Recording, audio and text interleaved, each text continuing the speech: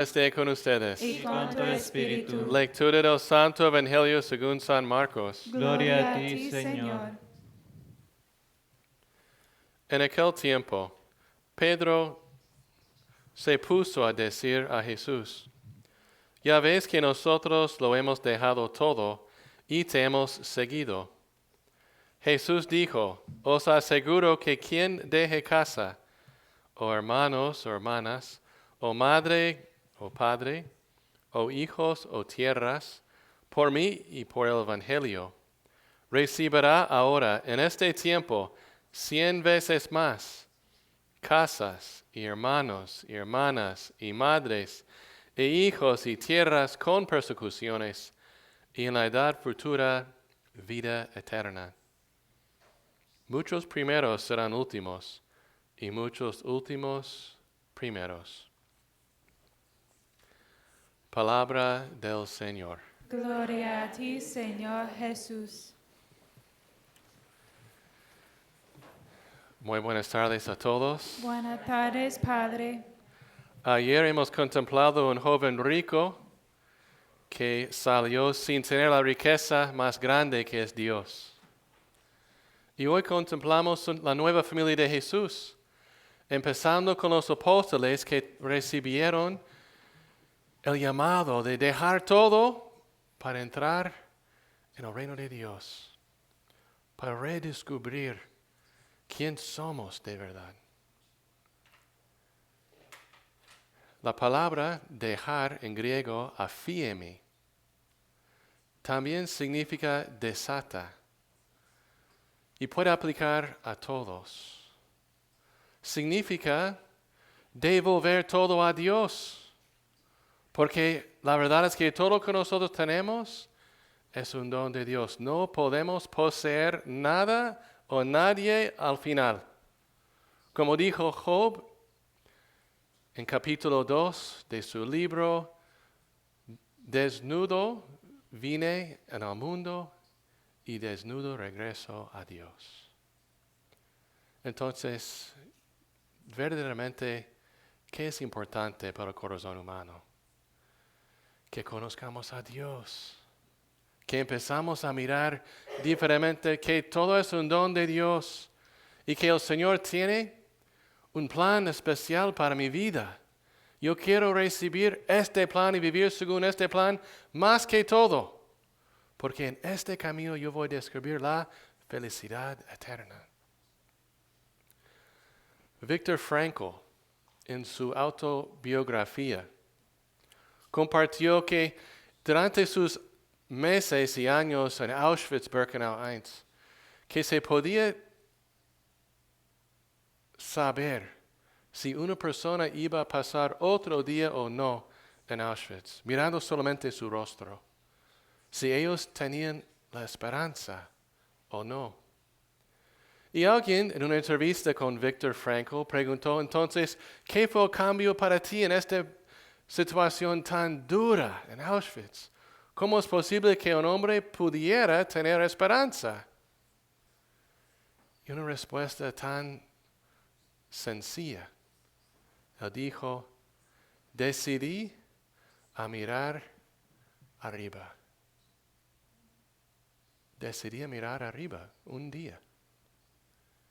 Y descubrí el rostro de Dios. Es decir, en medio del desastre de Auschwitz, él podía encontrar a Dios. Dios está mirando a él. Dios está con él. Dios tiene su plan todavía. Entonces, él empezaba a caminar diferentemente que los demás, no con los ojos a la tierra, no mirando los problemas y dificultades, los obstáculos. Él quería caminar con sus ojos fiados arriba en Dios, buscando Dios, buscando el reino de Dios. Hoy conmemoramos la fiesta del rostro santo de Cristo. El rostro verdadero, humano y divino de Dios. Contemplamos que todos nosotros creemos este deseo entre tantos sufrimientos, dolores, batallas, una guerra en este momento de la historia, tenemos el deseo de mirar arriba y mirar al rostro de Dios. ¿Cómo se puede contemplar el rostro de Cristo? Cuando Él nos dejó el sacramento del amor, Él nos dejó todo su ser, su corazón, su presencia y también su rostro.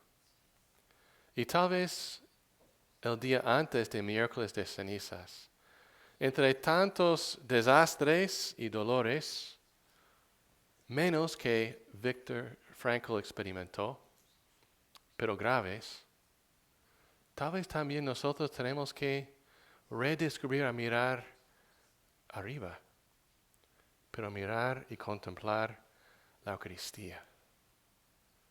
En la Eucaristía tenemos Jesús. En la Eucaristía tenemos la fuerza, la esperanza, la luz escondido en la hostia consagrada. Pero Jesús con nosotros. Tal vez el Señor quiere que nosotros tengamos una cuaresma eucarística, sumamente contemplativa, para que podamos contemplar el rostro de Jesús en la Eucaristía, para mantener este rostro adentro y comunicar a través de un rostro nuevo esta misma esperanza a un mundo que está sufriendo tanto ahora. Today we remember the feast of the Holy Face of Jesus. And it's a mysterious feast that we celebrate. There's an innate desire in the human heart to seek God. Psalm 27 even says it, "My heart has told me, seek his face. But the Lord said to Moses, no man can see me and live." So the scriptures say we have a desire to see the face of God. And the scriptures say that there's so much beauty, the eminent beauty far transcends our capacity to see God.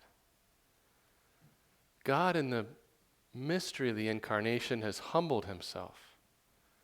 He's become human so that not only can he see us, but we can really see him. Jesus wants us to see him face to face. He wants us to be able to leave everything else that obstructs that relationship with him so our hearts can learn to see again. There's a story about Viktor Frankl, who many of you may have studied, the founder of logotherapy.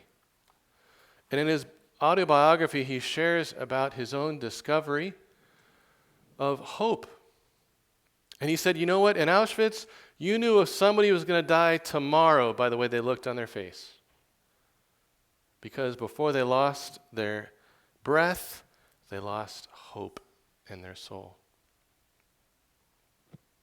One day as he was coming out of his bunker, a horse stable where he had to live, in those horrific conditions, something changed. And the interview in the book says, what changed? What was the difference? What gave you hope in the midst of so much death? He said, I stepped out of the bunker and I looked up. And I saw so much beauty above me that I desired to see the face of God. I saw that God was looking at me and I was looking at God. And that meant I walked differently now. I was still in Auschwitz. My life was horrific. But my life was beautiful because I was contemplating beauty. Tomorrow we have and celebrate Ash Wednesday. It's going to be a rough Lent for the world. We know that. There is so much suffering. There is so much anguish, so much violence, so much ugliness around us.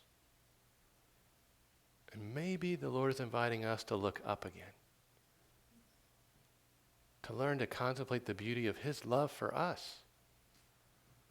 And to see that he's given us that love in the sacrament of love in the Eucharist, where he gives us his heart, his presence, and where he reveals his face to us. Maybe to be a season where we learn to see the face of God and live. And as we contemplate the Eucharistic face, his face begins to make an impression so that we have that hope within us. And that hope of the love of God that is looking at us in the Eucharist changes the way that we look at others. It brings the love of God to the world. A God who nobody can see will be seen in the faces of men and women who have contemplated their love, and have made his love their path. Let us close with these words of our mother foundress, and a very profound contemplation on the face of Jesus. To contemplate the face of Jesus is to contemplate his heart. The most intimate dimension of his heart that we can come to know is revealed in his face. In the midst of so much pain and so much great suffering, his heart was fixed and gazing upon us with love. And this was the strength and the serenity with which he continues to gaze upon us now. All for the heart of Jesus. Through the heart of Mary.